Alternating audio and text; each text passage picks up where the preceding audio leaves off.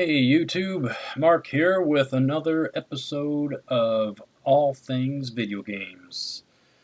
Um, Not a whole lot to talk about for this week, but a couple of hot items, that had happened throughout the week. Like, for instance, with the PS4 Pro's launch, it is actually being reported that the PlayStation 4 sales numbers have actually jumped 204%. That's pretty big. And that's what? Maybe been a week? That's pretty awesome. And also, to top it off, I have a list here that I found on CNET, which I'll put in the link in the description box. And I'm only going to list a few of the games here because personally I don't have a lot of these ones and I don't have a PS4 Pro, so it doesn't really matter for me. However, you guys might have one, and if that's the case, I'm a little bit on the jelly side.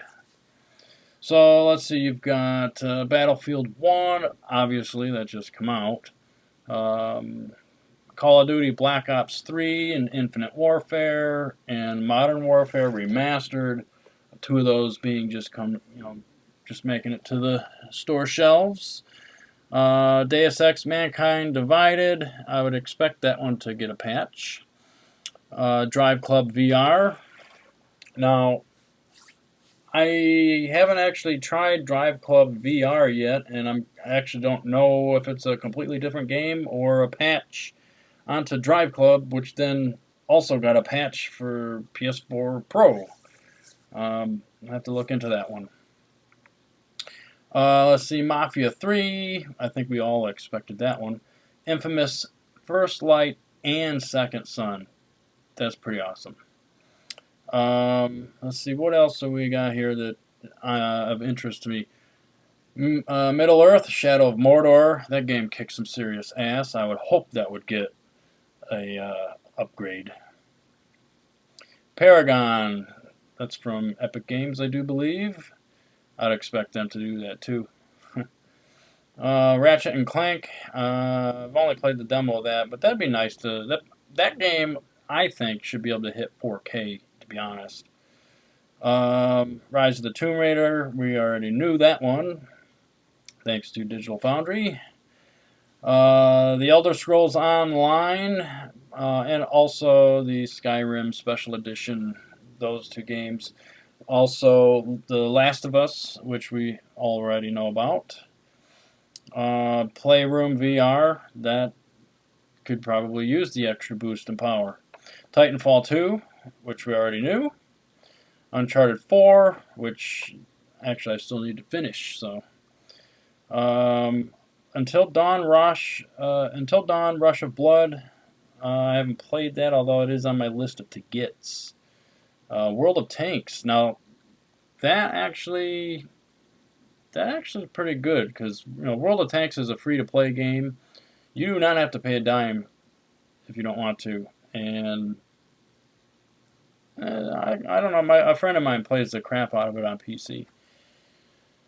XCOM 2. I haven't played that or the first one for that matter. So anyway, I'll have that list for everybody in the description. And that's about it for the PlayStation news, I think, for right now. The other bits, though, is with the NES Mini, which I did not get one because the Best Buy out here had 30 units only, and a ton of people in line from what I heard. And then the Walmart that's down the road from where I live, they had like 8 units. So, yeah, I don't think that's something I could get right away. Kind of sucks. I wanted one, but anyways. So anyway, there was news that a hacker was able to essentially bootload their own Linux kernel. Now, some of you may not know, but basically what it is this unit essentially is a Linux computer running specifically a Nintendo emulator. And this hack could very well allow you to load new stuff. Apparently there is a serial port on the motherboard that you're able to connect to. Which, if that's the case, you might be able to actually connect a portable drive to it through USB using a serial to USB converter. So we'll see what happens there. I'm kind of excited to see. There are instructions on how to do it, although it's translated. So I don't know. I don't know how easy it would be. However, I think if it ends up being where you can end up loading your own games, your ROMs or whatever the case may be, I might actually see about buying two of these, so I can have one that's standard and then one that's hacked and ready to rock. And then actually, in January, my wife and I and our new daughter, who was born actually on Monday, the 14th, we're going to the Philippines for baptism stuff. And we're going to have like an 18-hour layover in Japan, in Tokyo. I'm going video game hunting. My friend Rio over there, he's going to be kind of taking us around town. And I plan on picking up 2, maybe even 3 of those Famicom Minis, if they're in stock, of course. Nintendo likes to tease people, it seems. But I think that might cover the NES Mini. Not a whole lot of extra stuff there, really. Let's see, and I kind of think that might be it as far as gaming news goes. And Greg's not here tonight to discuss other gaming related stuff.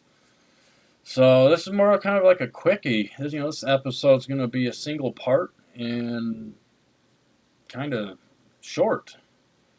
But yeah, I guess the biggest news really for me for the week is my daughter, which she's quite the cutie pie. Anyway, I guess that's it. So, thanks for watching. Hit that like, share, subscribe button, and like always, happy gaming.